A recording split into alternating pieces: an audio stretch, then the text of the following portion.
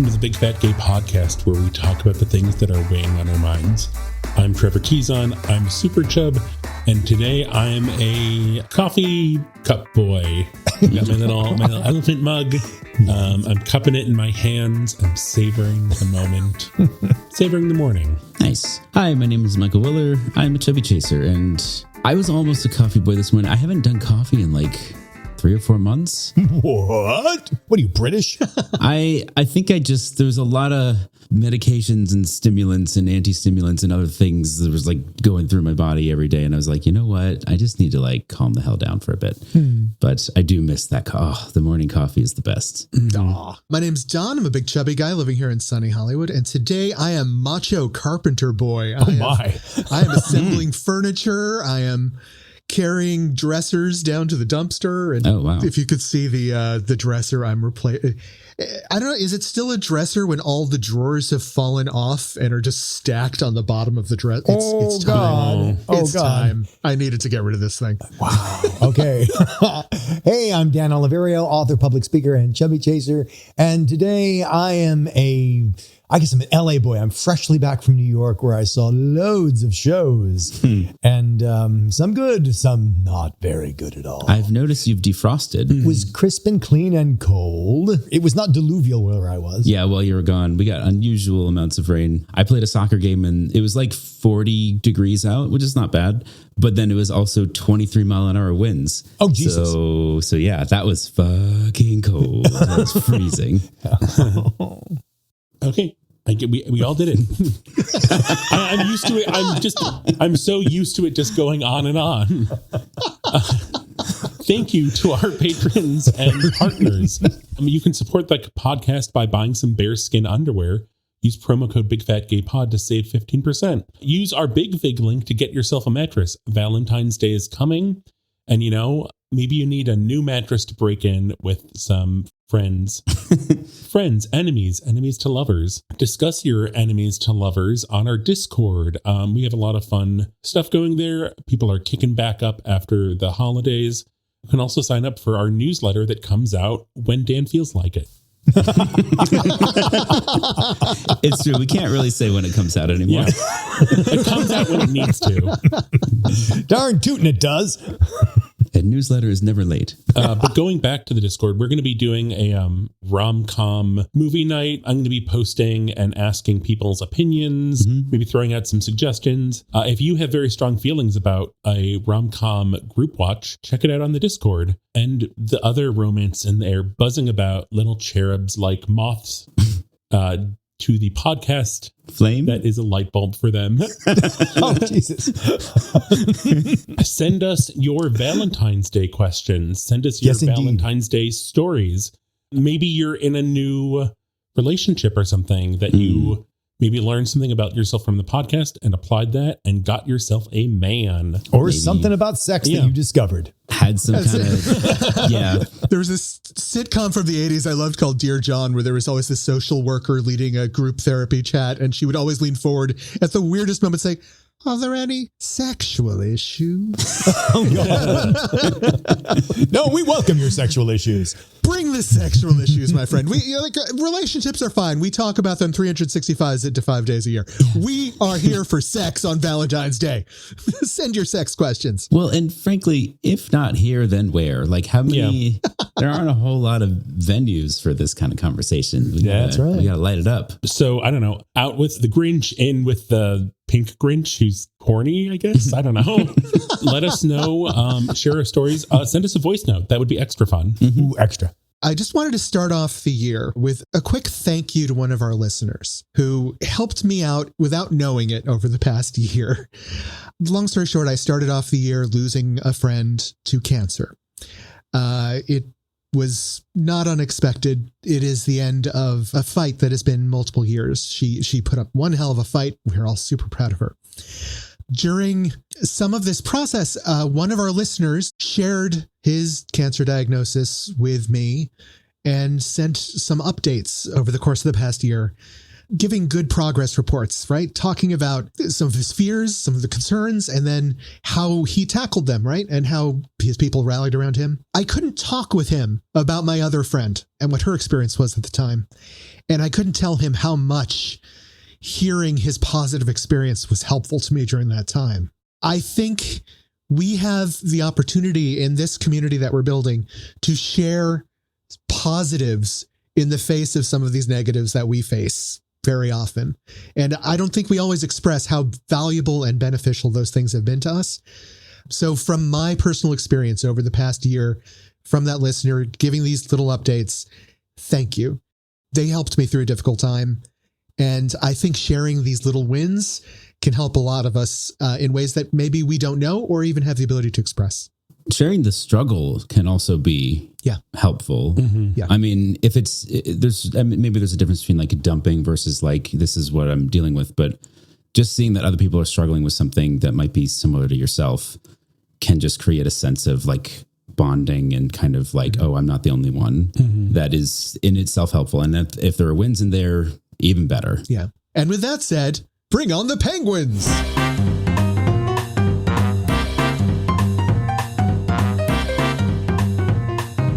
So what do we have in pop culture today? Well, we're traveling over the Atlantic Ocean to our good friends in the UK. So we had an episode some number of months or years ago. It was January 2025. Oh, so it was a year ago. Okay. Yeah. Where the UK had introduced a ban on advertising of certain what they considered to be fattening types of foods before the hours of 9 p.m. to kind of basically they're trying to eliminate childhood obesity. It was foods with high sugar, high salt, or high fat.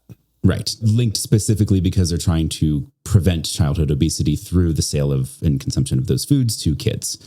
And so that's like the goal. It has gone into effect, but not before experiencing a change, a tweak. And this is in the conversation, academic rigor, journalistic flair. This is an article by Beverly O'Hara, and it's looking at the fact that at some point before this law went into place, there was some degree of lobbying that occurred so that it changed from no advertising before 9 p.m. of those types of products to your brand can advertise. Like if you're a fast food brand, you just can't show the products themselves. Oh, it's insidious. If you're curious what that looks like, think like ads for Pfizer, the drug company. They're not advertising a drug. They're just advertising, we make you healthy. A lifestyle. Right. Yeah. And, A or any lifestyle. beer commercial where, you know, you don't need to see someone drinking the beer. You just need to see Budweiser. You need to see wagons and horses and people having a great time. It's more insidious. You know, there's an old saying in advertising, which is don't sell the steak, sell the sizzle. And this actually is a law that says you may not show steak, but you can absolutely show the sizzle. So imagine, you know, somebody reaching into a nondescript bag and they're having their friends over and everybody's laughing. Everybody's having a great party and it's such a good time. And you want to be there. Don't you want to be like these amazing, beautiful people? Frito-Lay. Yeah. It's incredible how that type of advertising just like doesn't affect me, but I'm sure it must work. Oh, it's more effective than showing a friggin' Cheeto. You know? And it's one of those things where like, if you stop and think about it for even a second, like the advertising premise blows up in their face, right? Taco Bell for the longest time was advertising a party pack, right, of their tacos, where if you showed up with this little box with 12 plain Taco Bell tacos, you were going to become the life of the party and get laid. Absolutely. You know, that's right. The key to getting laid is a 12-pack from Taco Bell. Yeah. Ugh. Never saw anyone eat those crappy ass tacos that would fall apart and have nothing in them, but you know, just the idea of associating like sexual exploits with Taco Bell to me is just like warning. Yeah. There shall be no rimming after this. Boy. I'm curious what new ads are going to come out. I mean, that was kind of what we talked about last year when they were announcing that this was going to be going into effect. And they have had a lot of time to think about it. And there is now this tweak. And I just wonder, is it going to be like sexy kind of like it's going to blow up in their faces. It's going to make things so much worse. Oh, you're going to see the slickest, hottest commercials for crap. Yeah. Well, and that was the point. Like that was the result of lobbying, which the writer of the article was pointing out, like they haven't disclosed what degree of influence occurred to change the writing of the law. So like clearly something happened. It's probably lobbyists, but we don't know. They pulled a dump truck full of Cadbury eggs up to Parliament. You can either open your mouth or get out of the way. I mean, you laugh, but the things I would do for a dump truck full of Cadbury cream eggs. I studied children's television programming when I was in college for a little while. Advertising was part of that research. It's alarming to me that the only thing people are focusing on with this is that you can't advertise food to children. The original issue was the fact that children's brains are not fully developed yet, do not recognize what advertising is. So it bypasses all defenses, right? So originally it was toy companies. It was all these other companies going after kids, which now have unlimited access to your children's brains in their advertising, because the only thing we're worried about is fat children, not making good little consumerists or any kind of that stuff. That this sort of dynamic programming for 4 to 6 hours a day on a lot of these kids sets up their brain during that developmental time. I really wonder, like, the world is so different several times over from when we were kids, and the way that you grow up is equally different because you have access to screens from infancy, depending on when you're exposed to them, but like they're there. And basically everyone lives their lives out of a phone anyway. And so like, what degree of like, is there some level of evolutionary instinct of like, you just don't sort of trust what comes out of a screen anymore? Like, at what point does that start to shift? I don't know about trust, but I do know recognition levels of fake content is higher in younger people than older people. Yeah. So there may be something happening there. They like Gen Zers can recognize AI content. Boomers have a hard time recognizing AI content. But I think the way content is like geared towards children is so different now because yes, there are still like kids watching television, but like there's so much more on YouTube. And there was like, I think I probably talked about this in the episode 206, where like there are kid influencers who like, there was one, it's this kid, I think his name was Ryan or something. And he was like one of the top YouTubers. And his thing was like playing with toys and like doing toy unboxings. It's the same with like candy and stuff. And like the teen influencers with the really long nails clicking on the candy. I wonder if there's any laws or anything in the pipeline about online content that is like an ad, but it's also not like, it's the kind of, it really blurs the line. Yeah. Basically sponsored content. Yeah. The British law has banned this advertising on television for these hours. And I'm like, kids watching television?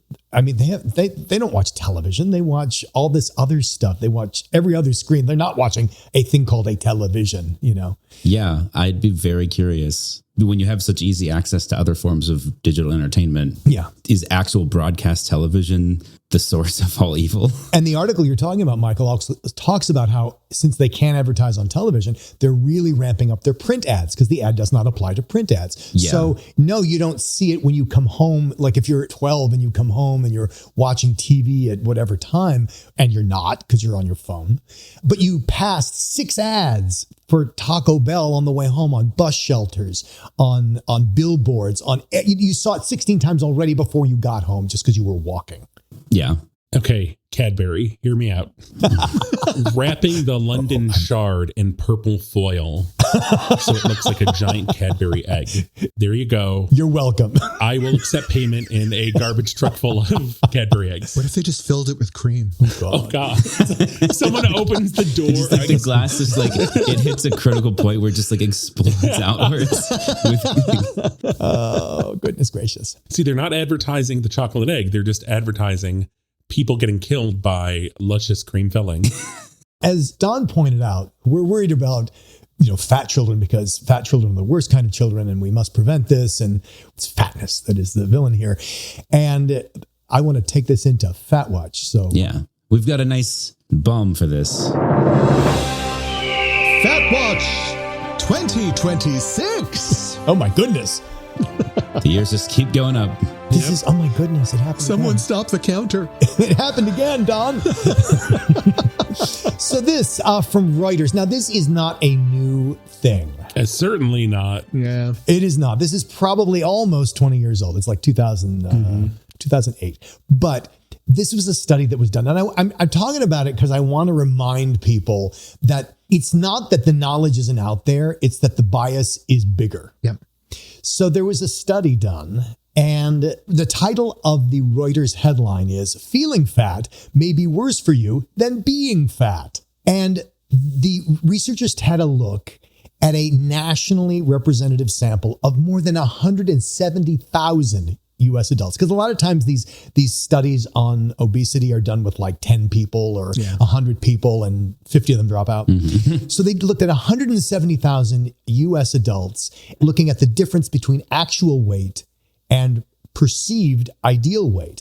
And they found that the gap of what you want to weigh versus what you do weigh, that was a better predictor of physical and mental health or decline than actual body mass index.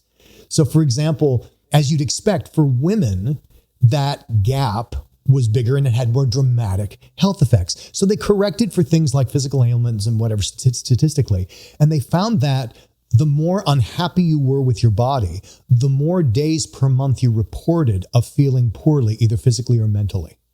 And it was like directly correlated, right? Like it was like as the numbers went up, it was exactly the same increase of days spent basically having tracked as like bad mental or physical health days. So for example, people who felt they had to lose just 1% of their body weight had 0.1 more unhealthy days per month than those who thought their weight was ideal. But women who wanted to lose 10% of their body weight reported 1.6 unhealthy days a month. Those who wanted to pare off 20%, 4.3. So it's massively more effective. And that does not correlate with the BMI. It's really about how you're treated and how you feel based on how you're treated or what you've been told to feel.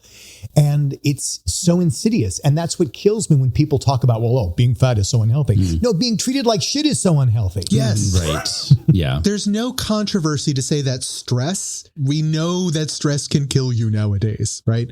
It leads to behavior changes, it leads to physical changes and all that stuff. I know when I'm existing in a body that I'm having a finger pointed at me and I'm being told I am unattractive, I am unwanted, I am unhealthy, even if I'm not, the existence in this body is unhealthy, not the act of being unhealthy is unhealthy. How do I win? That increases all of my stress levels. It makes me want to avoid healthcare. It makes me want to avoid thinking about healthcare. It's also more likely to make me self-describe any action I take as being unhealthy because I now believe that I am innately unhealthy. Like, no, fuck them. Fuck them right in the ear. Yeah. I also like that they combine either mental or physical health days that you self-report as like this was a bad, health day, because like trying to separate out mental health from physical health, I think is just senseless and results in a lot of like very damage. Like that's why it's taken so long for the idea of like stress can harm you and your health to take root for people. It's the whole toxic thing of like, you can manage your emotions. Yeah. Suck it up. Suck it up. Like how you feel has nothing to do with your health. Your health is you have control over your health and what people say to you and how they make you feel. You have to have control over that too.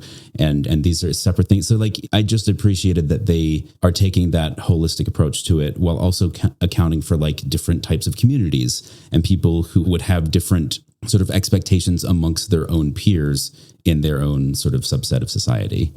What's wild to me about this, so this is from March 2008, the American Journal of Public Health. And so almost 20 years ago, but we finally saw some recognition of kind of this fact and doctors talking about fat bias, but only like last year in 2024 when GLP-1 drugs were starting to be used for weight loss. And isn't that funny? there was more money being put into research like this and communicating this to doctors, but only once there was a way to profit off this fact. Exactly. It became not your fault when we could make money off it being not your fault. As long as we could make profit on you being a defective fat person, well, yeah, then the sales are about that. Yeah. The other way to look at this study, which is really amazing, is that two people could have the same BMI, but the person who felt worse about it had poorer health outcomes. Yeah. And so that is why how you felt about the difference in your weight, ideal versus perceived, that is why that had a higher correlation than BMI, because there's lots of people with high BMI who are totally fine. But there are many people with low BMI who have worse health outcomes because they feel worse about it. Mm-hmm. Yeah. Well, it's very interesting to look back on this and see how things have changed and how they have also very much stayed the same. Yeah. So with that said, we shall move into our main topic for the day. This was an interesting new one for me. A friend of mine sent me a couple videos of chasers on TikTok, little videos on social media, talking about their physical attraction to fat guys. The chasers that he sent me were both very attractive guys and conventionally attractive. And my immediate reaction was not, oh, cool. It was, are they just pandering? Are they are these, are they real? Are they just clickbaiting me or what? Mm-hmm. I told you guys I like chubby dudes in a crop top. You called me a chubby chaser. Now that would imply they ran. I like to call myself a chubby attractor. If I'm not meant to be pinned down and bred by a fat man double the size of me, then why does his belly fit so perfectly above my rear end? Okay, even God seemed to have made those puzzle pieces fit a little too well, and I don't even believe in the dude. Can you please lay on me? But I'll crush you. That's what I want.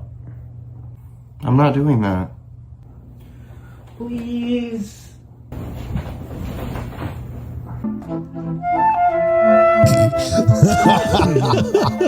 So I see your comment on there. If he dies, he dies. So for me, like, discovering a guy was a chaser was, I mean, over the course of my lifetime was a rare and notable event, right? To see people talking about their experience being attracted to my body type openly and in public was really surprising for me, like just as a random presentation, right? Is that weird? Is it just my age? I don't know. When I came out as a chaser, that was my basic problem in dating, is that fat guys wouldn't believe me. Mm-hmm. Oh yeah, no, I believe that. I mean, I think it's so interesting because kind of like how we were talking about how advertising has changed. So much has changed about the way we consume media and the way we discover things, that these chasers kind of making part of their platform talking about their attractions and informing people like, yes, this is a thing. And people thinking it's a joke and them, continually making videos and like, no, just to reiterate. Yeah. I shared some videos from this guy, Cody Allen TX, and one of his first videos that he shared really ever, I don't know if he started on TikTok and went to Instagram, but one of his earliest videos is actually about watching Dan's True Life episode. Oh, wow. Yeah, I'm an old timer in this game. Do y'all remember True Life on MTV? Cool. There was this one episode back in 2008 on True Life, I'm Happy to Be Fat. And there was this one gay guy on there who was like very, very big. And something in my brain activated that day. I don't know what. This one like huge Adonis gay, I guess in the episode, came to visit him over the weekend and like stayed with him and they did, whatever. I think about that episode a lot. It's been 16 years and it's just hanging out up there. I think he knows why now. So, but the caption for that video is holding space. And we got so many letters like that from chasers and from chubs, obviously saying slightly different discoveries.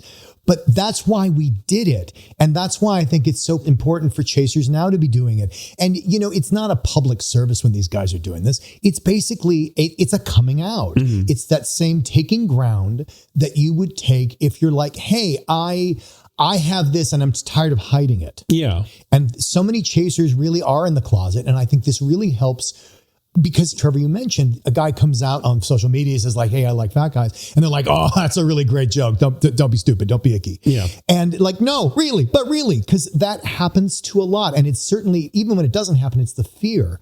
And that coming out is so important. And to see it happening on so many channels, I think is marvelous. Yeah. And I think it's important because, so, he had that experience with Dan's True Life episode, but so much right now, media is collapsing and becoming inaccessible. And the same can be true of, social media, but to create a platform that is all about being a chaser, like, the video of the guy who wanted his boyfriend to climb on top of him. Yeah.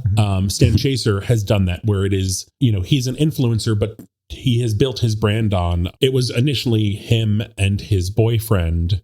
His boyfriend was, a chub who was also on one of the seasons of Survivor or something. Oh, wow. But kind of creating a through line in social media of like, this is my life. This exists. This is normal. Cody Allen's thing of talking about true life, but then kind of riding through the algorithm. And I think both cases, these guys might also have OnlyFans, but that is just kind of like, if you're an influencer, you probably also have that, especially if you're gay, but kind of really in their own voices talking about their attraction. There's Michael, I sent Cody Allen's I Said Good, which is a little brash. I mean, he acknowledges that most of his videos are him shouting either in his car or apartment, but just praising his attraction for big guys and bears and fat guys. You gays on Twitter are so funny. Help me, I gained weight. Good. Gain some more.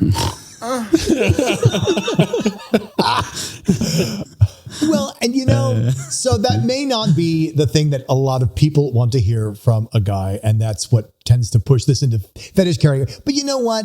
If you've dated chasers, that's kind of funny.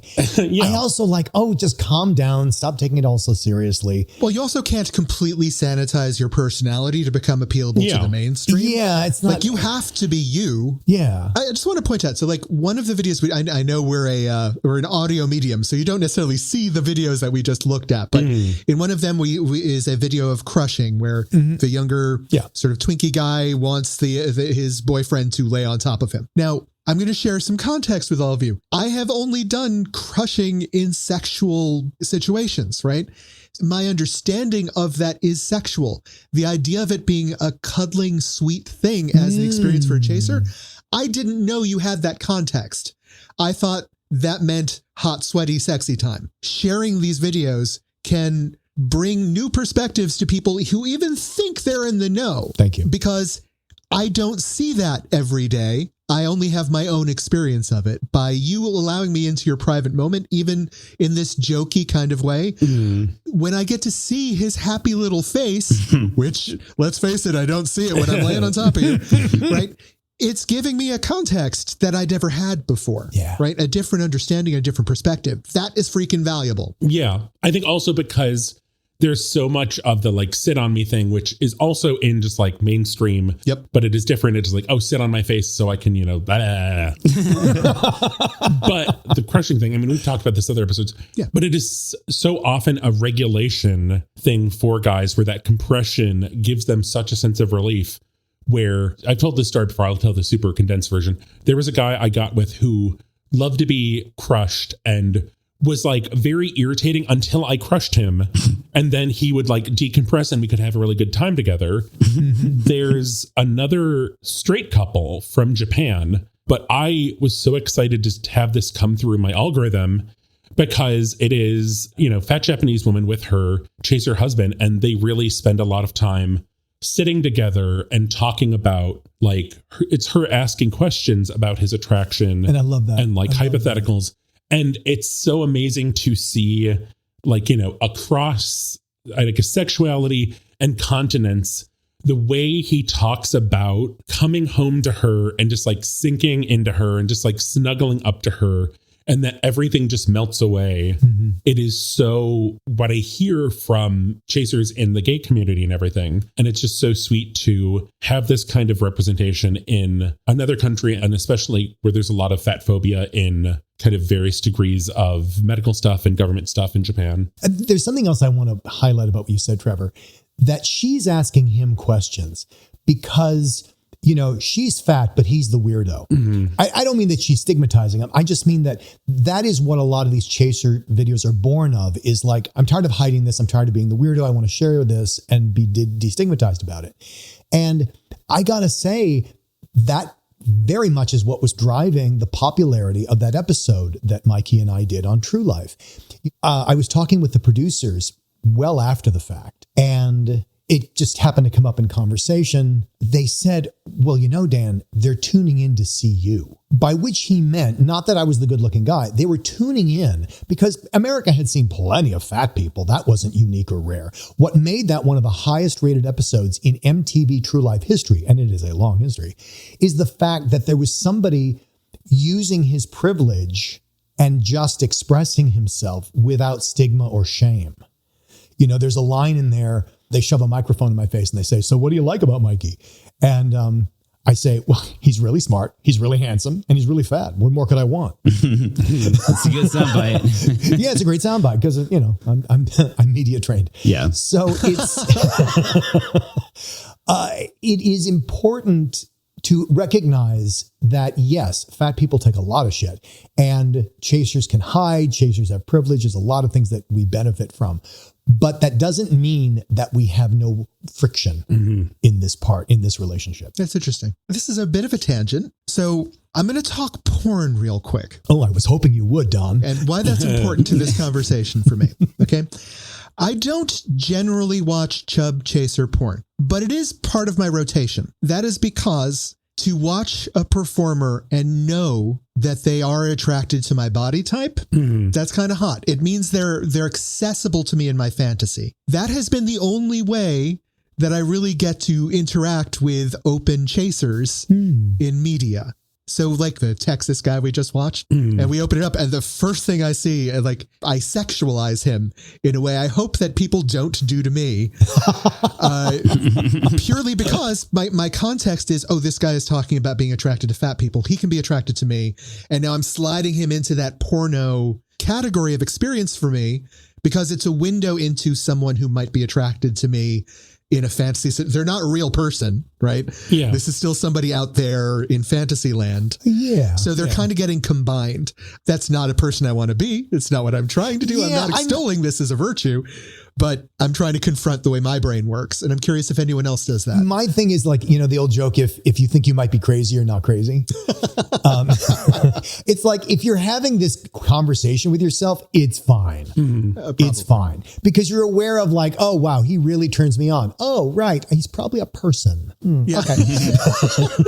Yeah. As long as you get that, you're fine, I think, because you're not going to turn one off and one on. It doesn't work like that. Yeah, but I think I am aware that my brain does that a little bit, and I'm just curious. I want to put that out there into the universe to let people know. Don't be like Don.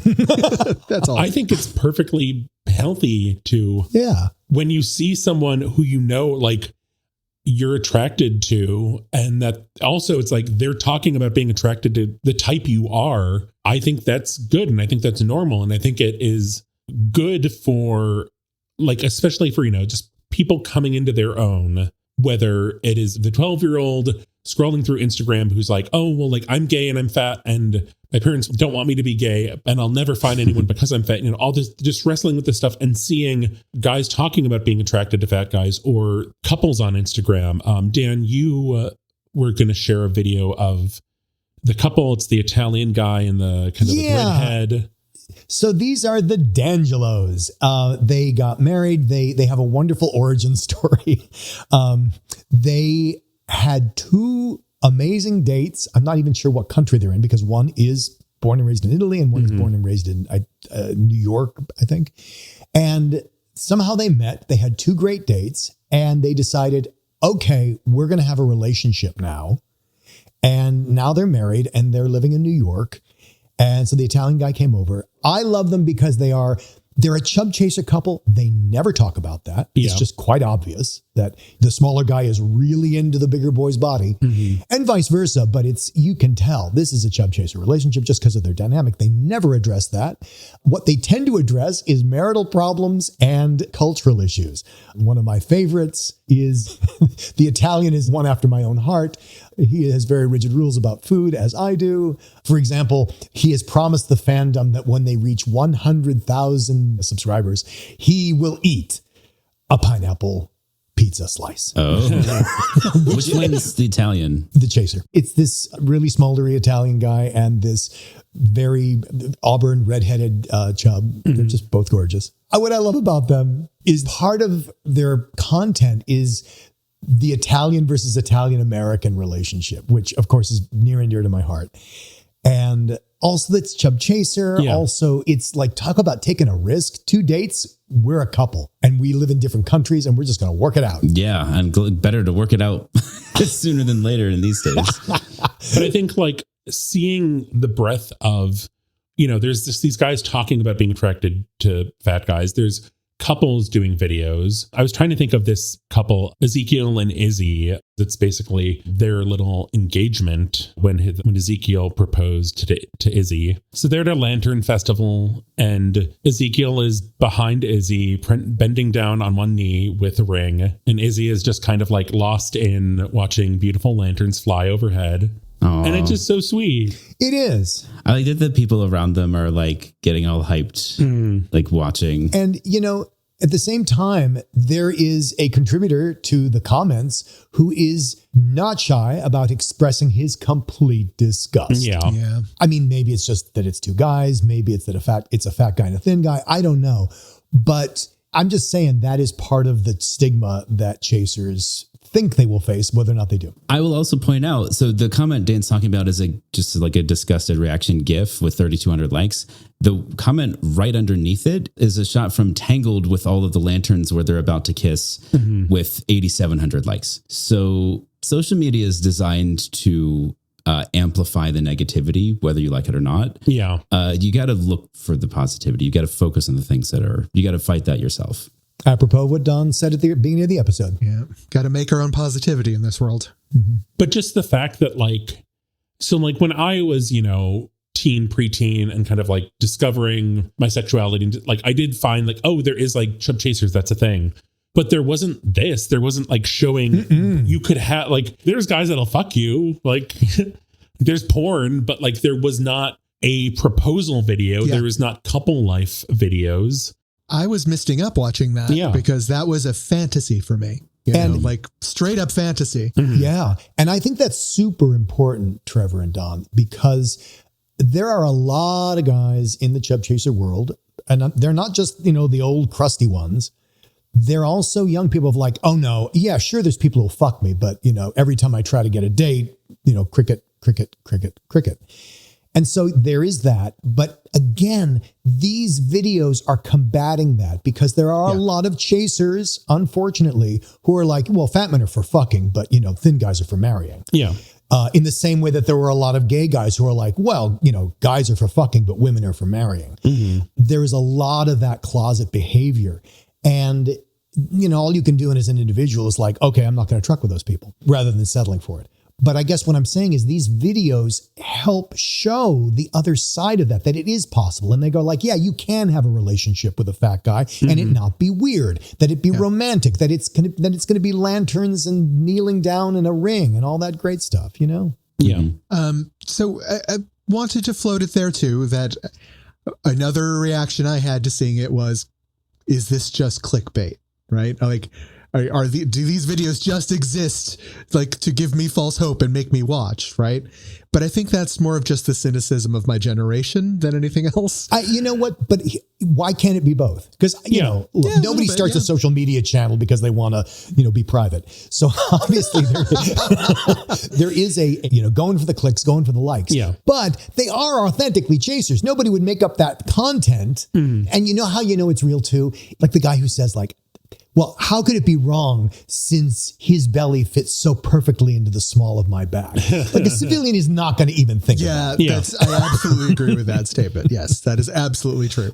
And Don, how beautiful is it that we live in a world where a chub chaser couple can have a platform where they get paid to do a silly sponsored ad. I love that. Which I think I have seen from Izzy and Ezekiel, where it was like, I don't know, some random company, but like they got that bread. It was so silly. And it's like, oh my God, this is like such SpawnCon, but like it's SpawnCon. They're targeting this community and their followers, and like people are getting paid. And like, yes, I don't know. I love this. If our listeners have any chasers or chubs or like couples content they want to share, let us know and we'll retweet it. We'll share it on the Discord and maybe in the newsletter for Valentine's Day. Excellent. And you know what? You're out there thinking, I could do that. Go do it. Yes. Yeah. Like we said at the start of the episode, now is the time to start sharing your joy. Yeah. Yeah. Go share. Go for it. Trevor, do we have a tip for the day? Yes, just a tip is a reminder. Send us your Valentine's Day questions, triumphs, sex tips, sex toys, all sorts of stuff. Sex quandaries. Sex discoveries. As a letter, as a voice note, whatever method you prefer. Also, check out on Discord. We're going to be doing Rom-Com Watch Party, so come join in on that. It was really fun doing the Hairspray Watch Party, so I'm excited to do another thing that I had not seen multiple times already. Yeah, we watched a lot of Hairspray in like the space of a week and a half. Yeah. All right. So for our bit today, since we're talking about existing as influencers out in the world, gentlemen, if all of you were going to become a different type of influencer tomorrow and become very famous for your passion, what is the thing that you would bring to the table? If you want to give makeovers to the world's cutest dogs, go get your doggy hair curlers. Sky's the limit. What is it that you guys would want to become famous for on the internet? Dan, I see you jumping at the bit. This is a terrible idea, and it's a wonderful idea because it's so terrible. And I would need Trevor's participation, or at least consent. I think I know what this is. I don't know that you do, because I just thought of it. Yes. So is the influencer taking the internet by storm, bariatric aid devices? I was thinking something along those lines. So like, you're looking for a grabber for your loved one. You're looking for what is the best portable chair that can hold 500 or 600 pounds. You're looking for, I would be that, that Consumer Reports, that unboxer.